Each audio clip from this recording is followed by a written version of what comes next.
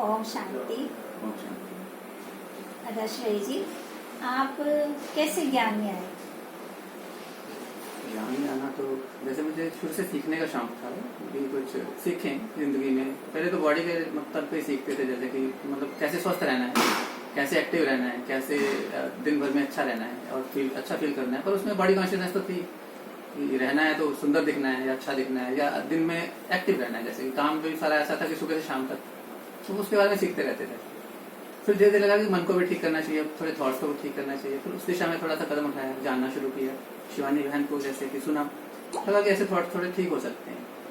फिर उसमें आता था कि जैसे राजयोग सीखें, तो हमें नहीं पता था क्या होता है, लेकिन हमें लगा शायद ये भी कोई मेथड बताएंगे तो उससे जैसे कि थॉट्स अच्छे हो सकते हैं। फिर वो ऐसे उन्होंने बोला था तो एक बार यात्रा निकली, जैसे उन्होंने बताया कि यात्रा निकली थी एक बार हमारे दुकान के सामने से ब्रह्म कुमारी की।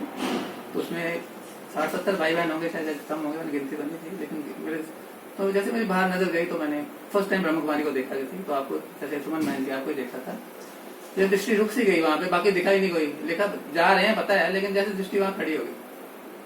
फिर चले गए। तो फिर जैसे वो पर्चा मुझे दे गए थे, मैंने ड्रॉ में रख लिया। तो 6 महीने पढ़ा रहा ड्रॉ में, मैंने अपने काम में लग गए। 6 महीने में जैसे फिर याद आया एक बार, देखें क्या है राजयोग। तो पर्चा निकाला, परमात्मा आ गए लिखा हुआ था वहां पे। तो आप सेंटर पे आगे राजयोग सीखें। मैंने फोन करा सेंटर पे, तो टाइम मिल गया मुझे, यहाँ आके शुरू किया। जैसे पूछा क्या होता है तो उन्होंने फिर एक भाई को लगाया, मैं ड्यूटी लगा दी, बताया इनको राजयोग के बारे में। 7 डेज का कोर्स किया। तो फिर चला गया, बस मैं 7 डेज हो गए। उन्होंने 7 डेज बोला था तो मैं फिर आना बंद कर दिया। फिर फोन आया, एक दिन भी मुरली होती है यहाँ पे। फिर चलो उनके फोन पे फिर मैं आया, फिर मुरली सुनी। तो फर्स्ट टाइम जो मुरली के यहाँ आया तो भी अच्छा एक्सपीरियंस था, अजीब सा लगा यहाँ पे, जैसे दिव्य लगा, कुछ महसूसता ऐसी लगी। पर फिर भी वो जानकारी ज्ञान की नहीं थी। सुना, अच्छा लगा, फिर चले गए। टाइम बीतता गया, काफी साल ऐसे आता रहा, इरेगुलर मन से आता था सीखने के लिए, लेकिन स्पष्टता नहीं जल्दी आई। अच्छा लगता था पर क्लैरिटी नहीं थी कि क्या कहना चाहते हैं, ये क्या मतलब है करना है। सुनते थे, आता मानी देव मानी सुन के चले जाते थे ऐसे। तो लेकिन फिर जब जिंदगी में जैसे कुछ इमोशंस डिस्टर्ब हुए, फिर तो कुछ खोज जारी की, क्यों हो रहे हैं इमोशंस डिस्टर्ब, क्यों हो रहे हैं, कारण क्या है इसका। बहुत ज्यादा डिस्टर्ब हुए, बहुत ज्यादा हर्ट हुआ, बहुत ज्यादा असहनीय हो गया जैसे।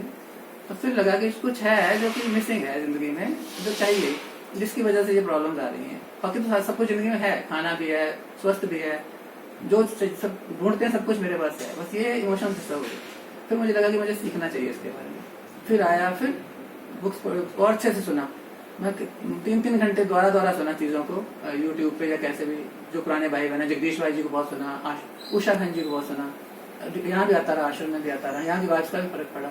फिर धीरे धीरे समझ आया कि क्या है, मतलब ये कैसे चलता है सिस्टम, इंटरनल सिस्टम कैसे चलता है। बॉडी का तो जाना ही था, अब अंतर का जाना है। जैसे कि अंतर का मतलब स्थिति या स्वस्थ कैसे पाया जा सकता है। अंतर मन जैसे बीमार हो गया था तो उसकी वजह से कमजोर हो गया था। तो फिर लगा कि ये शक्ति द्वारा वापस कैसे आएगी।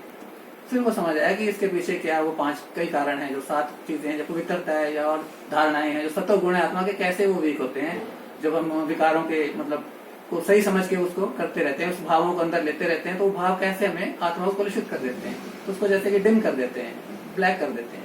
तो फिर वो जैसे कि इमोशंस बहुत डिस्टर्ब हो जाते हैं, कंट्रोल में नहीं आते। फिर वो लगा कि तो इसी वजह से मैं यहाँ आया था, तो मुझे वो वजह मिली और ज्ञान मिला, पढ़ाई भी मिली। तो मुझे लगा कि ये समझ है सारी यहाँ पे, तो उसी की मैं अब कर रहा हूँ प्रैक्टिस। पहले वाली लाइफ में और इस वाली लाइफ में क्या अंतर है? पहले भी धर्म था जीवन में, लेकिन वो जैसे कि भक्ति मार्ग जैसा धर्म था। विवेकानंद जी मैंने पढ़े हुए हैं पहले, और आश्रम में भी जाता था एक मैं, गुरुदेव मेरे गुरु भी रहे हैं आश्रम में। तो लेकिन वो तो उतना ही था, जैसे भक्ति मार्ग में जितना मिलता था वहां से मिला, लेकिन वो जैसे तसल्ली वाला नहीं था, यानी एंड नहीं था, वो पूरा नहीं मिला। जैसे कि कुछ तो मिला, ऐसा नहीं कुछ नहीं मिला, जो जितना मिल सकता है वहां से अलग काल का मिल गया जैसे कह लें। लेकिन फिर पूरे काल का जैसे यहाँ फिर पढ़ाई करके जैसे पता लगा कि ऐसे ऐसे ऐसे है, भगवान कैसे ज्ञान देते हैं, कैसे कारण बताते हैं कि ऐसे बच्चे तुमने ठीक करना है, यहाँ तुम गलत हो, यहाँ गलतियां हो रही हैं। तो फिर जैसे अंदर अपने आप से बातें करी, थोड़ा ज्ञान चिंतन मनन करा, तो उससे भी जैसे स्पष्टता आनी शुरू होगी। धीरे धीरे मन जैसे खुलना शुरू हुआ, मुझे चलता क्या कैसे चल रहा है सिस्टम। फिर मन में इच्छा हुई कि ये मुझे करना है, सुधारना है। पहले जीवन में कहीं धर्म बहुत नीचे था, फिर प्रायोरिटी पे आ गया जैसे सबसे ऊपर, भाई पहले मुझे ये करना है, बाकी चीजें तो है ही है मेरे पास। जो प्राप्ति जैसे जो करना चाहता है जिंदगी में मैं कर चुका हूँ सारी, पैसे कमाने हैं या कुछ लेना है, शादी करनी है, वो सब चीजें हो चुकी हैं। तो ऐसा कुछ था नहीं, तो यही था प्रायोरिटी में।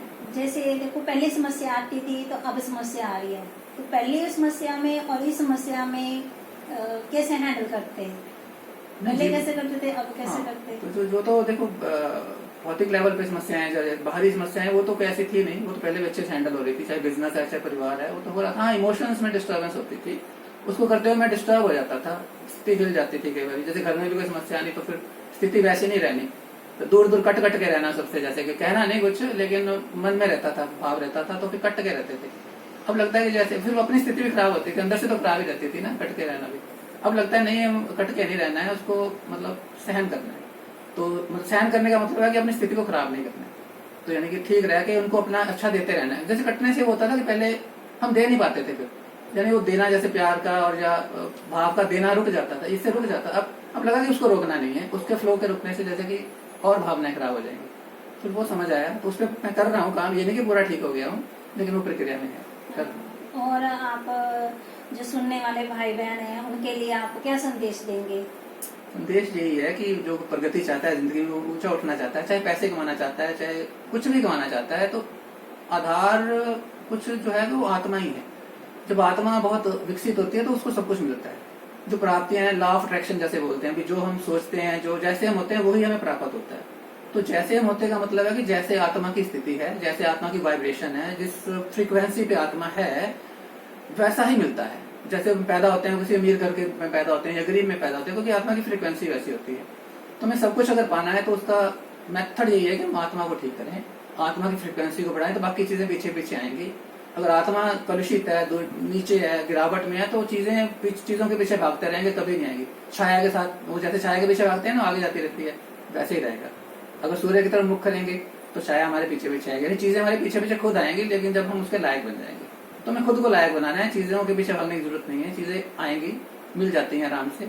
उसके लिए पुरुषार्थ, मेहनत की जरूरत नहीं है, मेहनत की जरूरत है अपने आप को ठीक कर देंगे। तो उसके लिए हमें यहाँ पढ़ाई पढ़नी चाहिए, उसका मेथड जानना चाहिए, जहाँ के ज्ञान सुनना चाहिए, धारण करना चाहिए, तो हमारा जीवन, यानी कि आत्मा बहुत ही सुदृढ़ हो जाएगी, बहुत अच्छी हो जाएगी। तो बाकी सब कुछ अपने आप आएगा। जैसे कहते हैं कि ब्रह्मा कुमारी आश्रम में जाएंगे तो घर बार छोड़ना पड़ेगा, व्यापार छोड़ना पड़ेगा, ऐसा कुछ हुआ मैं तो घर बार भी कर रहा हूँ, मेरे घर में सब कुछ वैसा है जो फिल्मों में होता है। मेरी बीमार माता है, उसकी सेवा करता हूँ। तो घर में जैसे बच्चे हैं वो पढ़ते हैं, दोनों अच्छे पढ़ रहे हैं, कोई ऐसी बात नहीं है।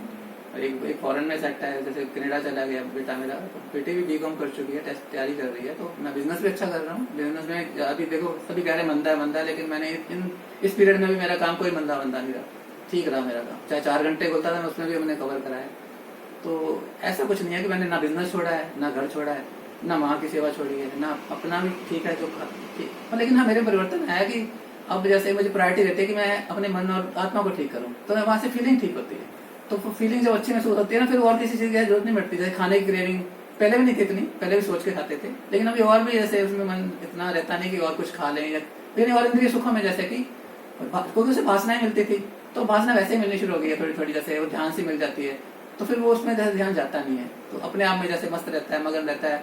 हालांकि उसमें ये नहीं कि परफेक्शन है, उसमें भी चल रहा है, लेकिन जितना भी मिल रहा है उससे जैसे कि थोड़ा सा जैसे कि आपके जीवन में कि मेडिटेशन ने परिवर्तन किया, राजयोग ने आपके जीवन को परिवर्तन किया। हाँ, वो तो है, राजयोग आधार है, क्योंकि जो वो योग से जो शक्तियां मिलती है, जो वासनाएं मिलती हैं, जो अनुभव मिलते हैं, जो सच्चा प्यार महसूस होता है, बाहर की जिंदगी में वैसा मिल ही नहीं सकता, क्योंकि बाहर में सच्चाई है ही नहीं है। अभी जो मिलता भी है टेम्परेरी सा, झूठा है, बदल जाता है। किसी को कुछ चाहिए तो वो प्यार देता है, इज्जत भी देता है। जब मिल जाता है तो फिर आंखें, घर में भी देखते हैं आंखें चेंज होती हैं, बच्चों की आंखें भी जब चाहिए होता है कुछ कैसे बुलाते हैं, अदरवाइज कैसे बुलाते हैं, समझ आता है सारा। लेकिन देना तो है ही है, बट समझ आता है कि वो जो देते हैं कुछ ना कुछ चाहने, और यहाँ जो मिलता है कुछ अलग है, वो उसमें से चाहना ही नहीं है, जैसे देना ही देना है, तो जैसे दिल को टच करता है। दिली भाव जो यहाँ से मिलते हैं, उससे जो बल मिलता है दिल को, मन को, आत्मा को ना, वो अलग है। तो घर में वैसा बल नहीं मिलता है, वो कमी है घरों में, सभी घरों में। जैसे लगता है कि जैसे दिल की वासनाएं नहीं है, तो उसी के लिए हम यहाँ आते हैं कि वो दिल के भाव जैसे इस परिवार में मिलते हैं तो अच्छा लगता है, तो दिल को टच करते हैं, तो उसी के लिए हम आते हैं। तो आपका बहुत बहुत धन्यवाद, आपने अपने एक्सपीरियंस शेयर किए और बताया सबको कि राजयोग से हमारे मतलब कि दुख, अशांति दूर हो सकते हैं, जो हम चाहते हैं वो हम पा सकते हैं और हम अपने जीवन में तरक्की कर सकते हैं। अगर आप सब भाई बहन अपने जीवन में उन्नति से करना चाहते हैं तो सीखें राजयोग। इसमें कोई भी फीस नहीं है, फ्री है, और थोड़ा सा टाइम निकालें अपने जीवन को परिवर्तन लाने का। ओम शांति। ओम शांति।